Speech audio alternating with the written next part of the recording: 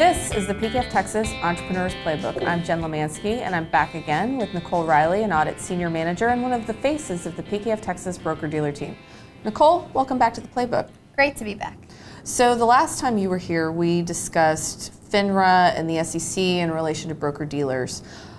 Are there common issues that FINRA tends to find when they're looking at broker-dealers? One of the more common things that we continue to see coming out of these audits that they're doing, even though the rules have been around since 2003, are issues with expense sharing agreements. Okay. So an expense sharing agreement, a lot of times a broker-dealer is set up as a subsidiary of a parent or an affiliate of another organization, investment advisor, and that other organization, the parent, really bears a lot of the expenses. It has all the employees, it pays the rent, so the broker-dealer has to get allocated those expenses to their books to make sure that they're recording those expenses. And they continue to see where expense agreements are not following the rules. Now I know I've heard the term net capital in relation to this. How does that play into it? So when you don't record your expenses and your liabilities, you could be overstating your net capital, which net capital is essentially your equity, or in more specifically, it's more in the liquid equity. And that's, FINRA really has rules that you have to have minimum amounts. Okay.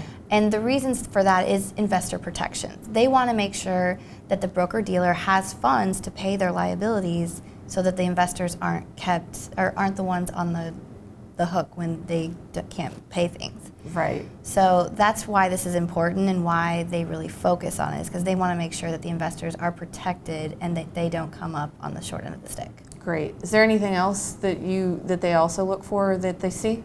So when it comes to expense sharing agreements, I think it's really important to make sure that, one, it's in writing. That's the most and foremost important thing. It has to be in writing because that's the rules say it so.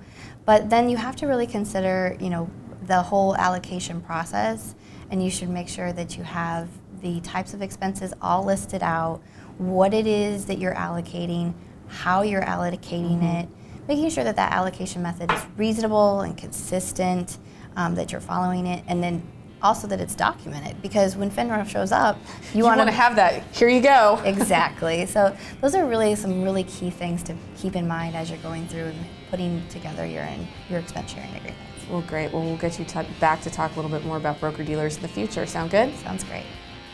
For more information about broker-dealers, visit pkftexas.com. This has been another Thought Leader production brought to you by PKF Texas, the Entrepreneurs Playbook.